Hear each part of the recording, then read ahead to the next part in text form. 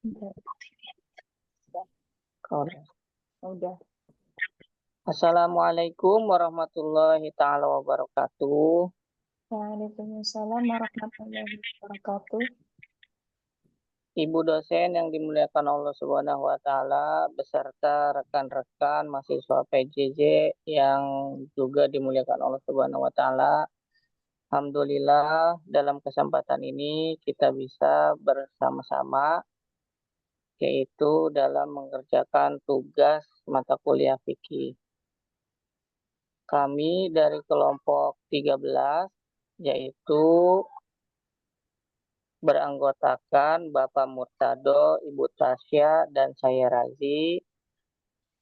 Dari kami sudah membagi tugas. Yang pertama akan disampaikan materi oleh Bapak Murtado, kemudian akan selanjutnya dilakukan sesi tanya jawab oleh saya, Razi, dan kemudian Ibu Tasya. Untuk mengefektifkan waktu, mari kita sama-sama mendengar penjelasan dari Bapak Murtado terkait jamak dan qashar dalam sholat.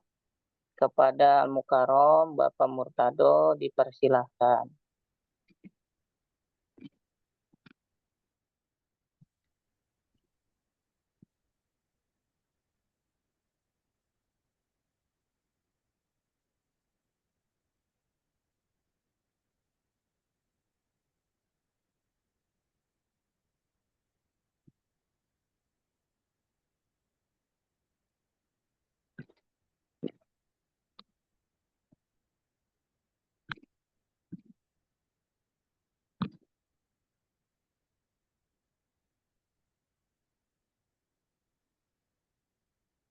Pak Murtado,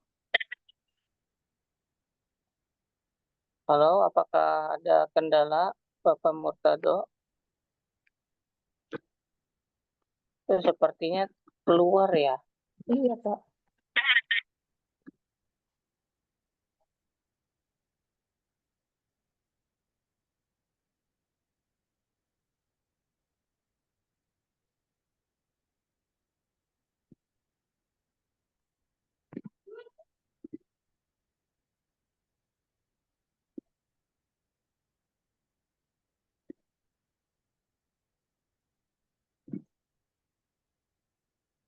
Wah iya, gimana ini ya? Iya.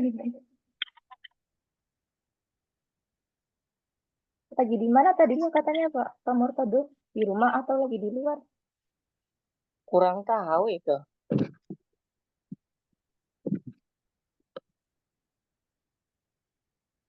Gimana Bu? Baiknya ya? Gimana? Apa Oh itu ada ditunggu dulu? itu udah ada. Alhamdulillah.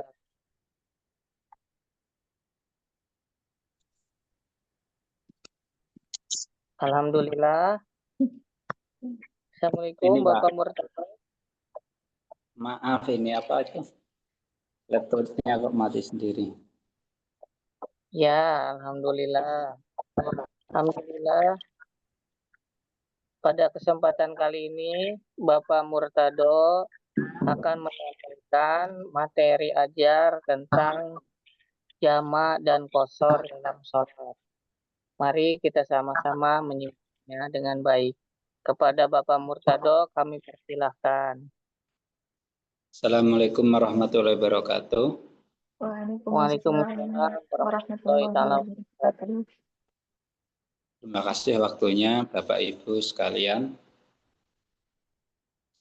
Kami akan menyampaikan tentang qashar sholat. Qashar sholat secara bahasa yaitu memendekkan atau meringkas.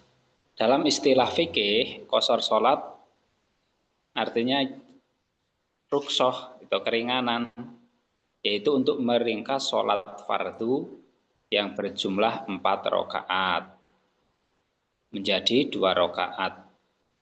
Qashar tidak berlaku untuk sholat maghrib ataupun sholat subuh. Keringanan ini dibolehkan bagi musafir dengan syarat-syarat tertentu. Menurut imam kita, mazhab Syafi'i, sebagaimana dikutip dalam kitab-kitabnya, di antara lain yaitu Safinatun Najah. Yang pertama yaitu perjalanan asal bukan maksiat, maka boleh mengqashar. Kemudian yang kedua, perjalanan yang diperbolehkan untuk qashar yaitu perjalanan wajib. Jelas itu seperti menunaikan haji, melunasi hutang, atau perjalanan sunnah itu silaturahim, atau yang mubah. Mubah itu contohnya berdagang. Qashar tidak diperkenankan bagi perjalanan yang bertujuan maksiat, seperti merampok di jalan atau mencuri. Karena keringanan tidak diberikan kepada pelaku maksiat. Jika ia bertujuan mubah tetapi berbuat maksiat dalam perjalanannya, ia pun masih boleh mengqashar. Jarak perjalanan mencapai minimal 2 marhalah.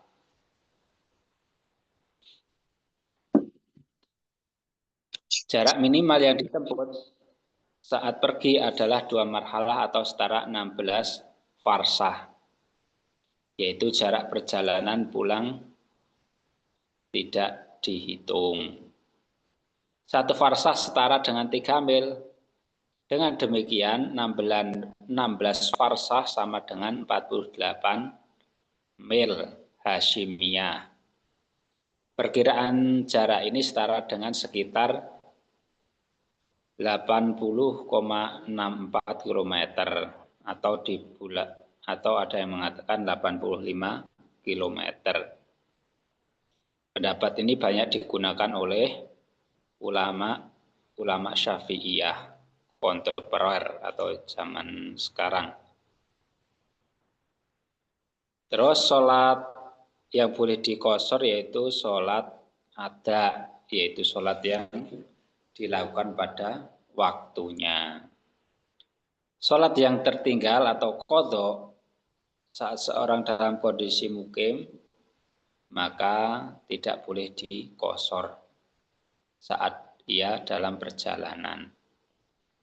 Sholat yang tertinggal saat di perjalanan boleh diqadha secara qashar saat masih dalam perjalanan. Akan tetapi tidak boleh diqadha secara qashar karena sudah kembali ke rumah. Niat qashar dilakukan bersamaan ketika takbiratul ihram, sama seperti niat sholat biasanya. Sholat. Terus musafir wajib berniat qashar jelas di dalam hati bersama dengan pengucapan takbiratul ihram. Jika ia ragu atau tidak berniat qashar, maka ia wajib menyempurnakan sholatnya menjadi 4 rakaat atau itmam sempurna. Selanjutnya tidak bermakmum kepada orang yang mukim, sholat sempurna. Musafir yang mengqashar sholat tidak boleh bermakmum mengikuti kepada imam yang sholatnya sempurna, meskipun imam tersebut juga berstatus musafir. Jika ia bermakmum kepada mukim, maka ia wajib menyempurnakan sholatnya. Yang selanjutnya yaitu tentang menggabung sholat, menjamak, mengumpulkan 2 sholat menjadi 1. Secara bahasa jamak itu menggabungkan. Secara istilah fikih adalah rukhsah untuk menggabungkan 2 sholat fardu yang berpasangan dalam satu waktu pelaksanaan. Sholat yang dapat dijamak yaitu zuhur dan asar, kemudian maghrib dengan isya. Jamak dapat dilakukan dengan 2 cara, yaitu jamak takdim awal waktu yang pertama dan jamak takhir, yaitu dilaksanakan di waktu sholat yang kedua. Sholat yang boleh dijamak yaitu seorang musafir yang melakukan perjalanan jauh yang mubah diperbolehkan menjamak sholat dengan pilihan jamak takdim atau takhir. Boleh pula menjamak sholat bagi orang yang mukim karena adanya hujan yang memenuhi syarat-syarat khusus. Adapun syarat jamak takdim yang pertama harus tertib atau berurutan. Terus niat jamak di sholat yang pertama, niat jamak itu atau menggabungkan sholat harus dilakukan pada sholat yang pertama minimal sebelum sholat salam sholat pertama. Dan disunahkan untuk menyertai takbiratul ihram sholat pertama. Yang kedua, yang selanjutnya maksudnya yaitu harus mualah berkesinambungan antara sholat pertama dan kedua. Yaitu harus segera melakukan sholat kedua setelah sholat pertama selesai tanpa jeda waktu yang dianggap lama menurut kebiasaan atau jeda seukuran 2 rakaat ringan. Jeda sebentar seperti untuk berwudu, adzan atau iqomah tidak membatalkan mualah. Jika ada jeda yang relatif lama, sholat kedua harus ditunda hingga masuk waktunya. Jika waktunya belum habis. Udzur atau sebab keringanan masih berlangsung. Dalam kasus orang bepergian, status musafir masih ada hingga selesai sholat kedua. Yang selanjutnya yaitu syarat-syarat jamak takhir. Yang pertama niat takhir di waktu sholat yang pertama. Wajib berniat jamak takhir pada waktu sholat yang pertama masih tersisa waktu yang cukup untuk melakukan sholat tersebut. Jika dikerjakan saat itu. Udzur masih berlangsung, status musafir masih ada hingga selesai sholat kedua. Dalam jamak takhir, menurut pendapat as-sahih dalam mazhab Syafi'i tidak diwajibkan tertib, mualah dan niat jamak di sholat yang kedua. Meskipun disunahkan untuk menjaga tertib dan mualah. Selanjutnya jamak karena hujan. Bagi orang yang mukim di rumah, tidak bepergian diperbolehkan menjamak sholat zuhur dan asar atau maghrib dan isya dengan jamak takdim saja. Yaitu dengan catatan hujan turun saat takbiratul ihram sholat pertama dan saat salam. Hujan yang turun memenuhi syarat, yaitu cukup membasahi pakaian teratas dan sandal terbawah. Dan harus terjadi saat permulaan sholat pertama dan berlanjut hingga salam sholat pertama. Terus yang selanjutnya dilaksanakan secara berjamaah. Tadi ya, jamak karena hujan tadi harus dilaksanakan dengan berjamaah. Keringanan ini khusus bagi mereka yang sholat berjamaah di masjid atau tempat sholat jamaah lainnya yang jauh menurut kebiasaan adat dan ia merasa kesulitan atau berat untuk berangkat karena hujan tersebut. Terus memenuhi syarat jamak takdim, harus memenuhi syarat tertib dan mualah seperti jamak takdim ketika melakukan perjalanan. Sekian pemaparan materi dari saya, kiranya sudah cukup. Dilanjutkan tanya jawab. Monggo.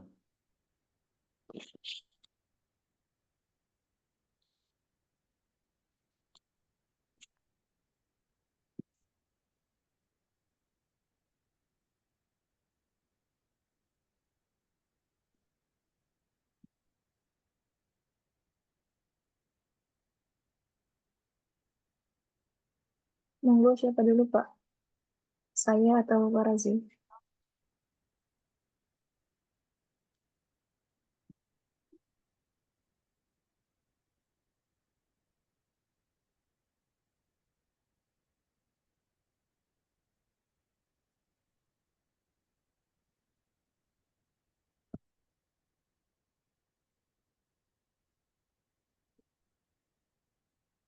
Ya sudah saya dulu ya Pak ya.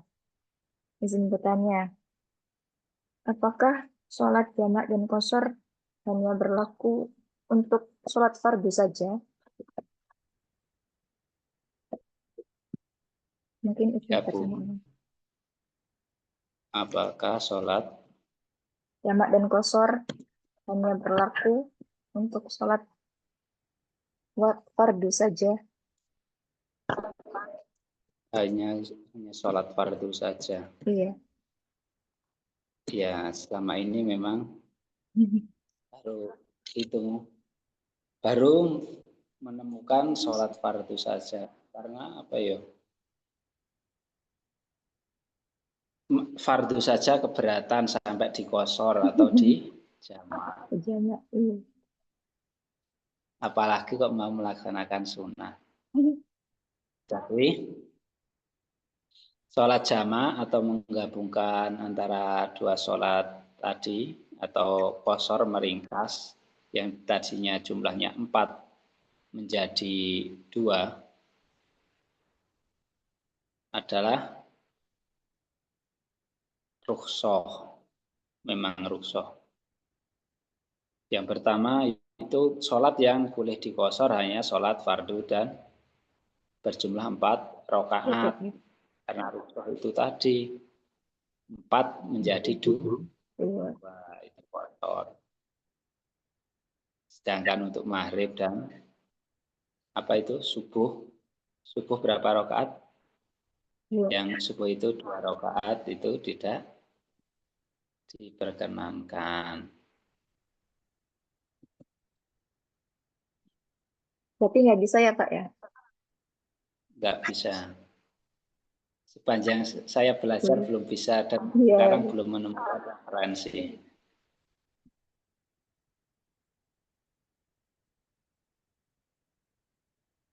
Itu jawabnya pakai istilah Gus Ba itu jangkem elek. Apa lagi Bu? Ini mungkin itu Pak Razi. Oh iya, izin bertanya, apa hikmah dari disyariatkannya jamak maupun qashar ini? Terima kasih.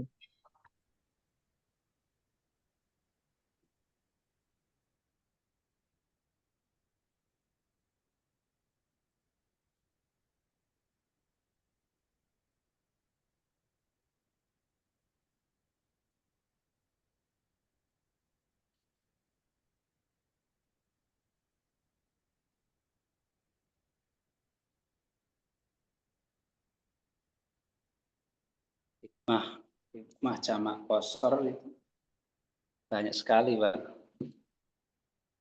Di antaranya yaitu kemudahan dan menghilangkan kesulitan, taisir dan ra'ful haraj.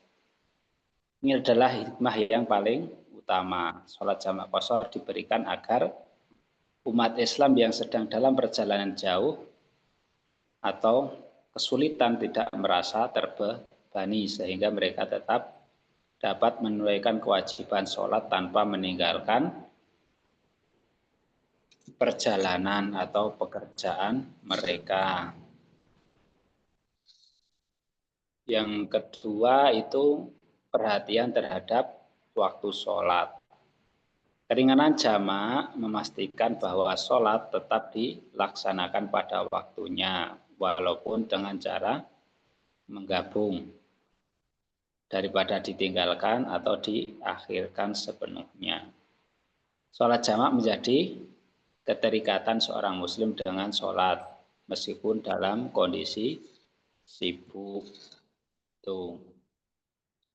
Yang selanjutnya yaitu untuk menjaga konsentrasi dan kekhusyuan. Kondisi musafir seringkali penuh kepenatan atau kesulitan. Dengan qashar, durasi sholat menjadi lebih singkat. Walaupun toh mungkin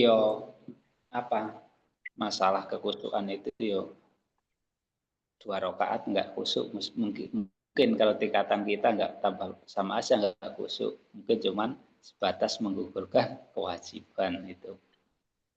Nah, ini membantu musafir yang lelah untuk tetap menjaga fokus dan kekhusyuan dalam sholat mereka yang singkat, diberi kesingkatan tadi. Yang paling penting itu adalah tanda kasih sayang Allah kepada hamba-hambanya. Itu hikmah utama sholat dispensasi, qashar, dan jamak. Itu Pak Rozi. Mungkin kurang berkenan jawabannya. Baik, terima kasih Bapak Murtado atas penjelasannya. Berarti kalau misalkan saya dari Tangerang ke UIN Cirebon, kan itu lebih dari 90 km. Berarti saya boleh ya Pak ya untuk menjamak saja atau plus dengan qashar begitu ya Pak ya? Ya boleh Pak. Tapi ke UIN Cirebon itu mau ngapain tujuannya? Mau wisuda. Ngapain lah Pak namanya? Mau wisuda, kalau mau wisuda. Amin. Tahun setengah kemungkinan. Iya, 1,5 tahun lagi. Amin. Terima kasih Bapak atas penjelasannya. Sama-sama Pak. Oke, cukup. Baik, alhamdulillah. Demikian diskusi kelompok 13 dari pemateri yaitu Bapak Murtado dan penanya Ibu Tasya dan saya sendiri Razi. Demikian diskusi yang kami lakukan. Mohon maaf Ibu dosen apabila dari masih banyak kekurangan dan mohon bimbingannya. Sekian. Wassalamualaikum warahmatullahi taala wabarakatuh. Waalaikumsalam warahmatullahi wabarakatuh.